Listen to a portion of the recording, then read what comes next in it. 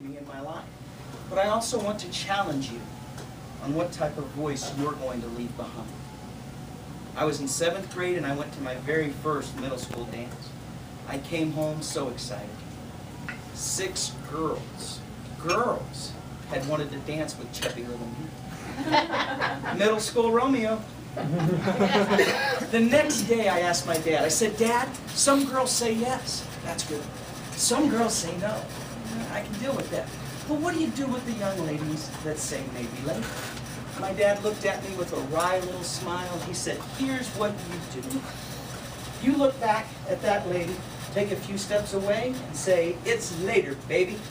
Are you ready to have the time of your life? Now you can see why I'm on medication. A few weeks later, I went to my second dance. Do you remember those middle school dances? The girls are on one side in their pack, the boys are on the other side in their pack, and that great big gulf in between. Of course, there's punch and popcorn, but on that other side of the gym, there was that pack of 8th grade girls, older women. And in the middle of that pack was Dolores Bourne. She was tall and thin, and I wasn't. And I walked up to her and I said, Dolores, would you like to dance? And she looked at her friends. She looked at me. She looked at her friends. She looked at me, and she said, maybe later. Took 3 steps away, and I heard my father's voice. I turned around and I said, Dolores, it's later, baby. Are you ready to have the time of your life? You know, we went to school together 5 more years. I don't think we ever danced together. Apparently, it was never later in life. But my father had taught me, don't give up. When you get told no the first time or the second time, go back. How many times do we give up right before we're willing or ready to make it? He taught me to take a step back, reapprise the situation, and go again. Ladies and gentlemen, don't give up. We're in a situation now where it's easy to give up. Lots of no's are being told people. Go try it. My freshman year, I went out for basketball. I was one of 15 people in Eudora to go out for basketball. I walked on the court. That night, the coach came up to me and said, it is a waste of my time for you to be here. I was the #1 and first person in the history of Eudora basketball to ever get kicked off of the basketball team for lack of ability. I'm #1. What makes it even more astounding is we had went 0-43 the previous 2.5 years.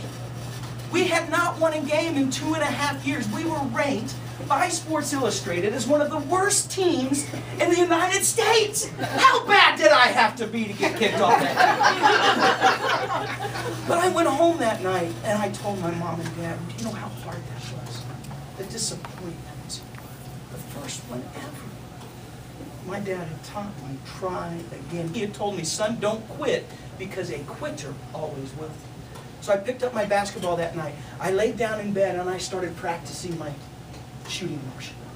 Every day I practiced. You could see me dribbling the ball up and down the street. I'd shovel out the driveway when it was snowing so I could practice. The next year, my sophomore year, same coach, same gym, same town, I went out and I made the team. Now, I didn't start, I didn't play varsity, but I made the team. That was wildly successful for me because I took a step back. I reassessed the situation, and I tried again. I didn't quit. My junior year, I went out and I played varsity for the exact same coach. My senior year, I won awards at our basketball camps.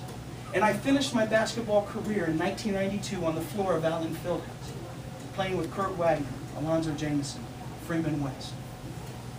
Now, I was not on the team. I was their tutor. But if I would have listened to the voice of that coach, you are not worth the time. Instead of listening to the voice of my father, are you going to quit before you've given yourself the best opportunity? Where would I have been? Ladies and gentlemen, do we do the same thing?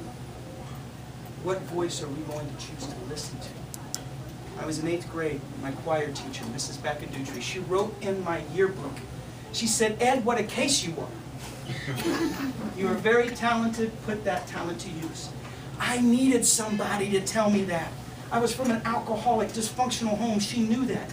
But she recognized something in me, and she challenged me to use it, not just to hide it and waste it. I've held on to that yearbook. It has meant the world to me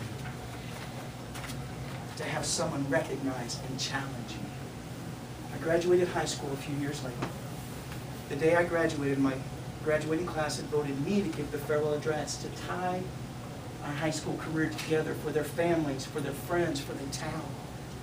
The proudest moment of my life. I walked down off the podium. We threw our caps. The cheering went wild. As I walked across that floor where so many dreams had been born and had been crushed and reborn, my football coach for 4 years came up to me and he said, "Ed, I've been waiting for you to end up like your father, a drunk, and like your sister, stoned in the parks across town." Ladies and gentlemen, what voice do you think means the most to me? I have chosen to listen to Mrs. Baccadutri. My challenge to you this evening is, what voice are you going to be in someone's life? Are you going to be a choir teacher, or are you going to be a coach? Mr. Pontius, Pastor.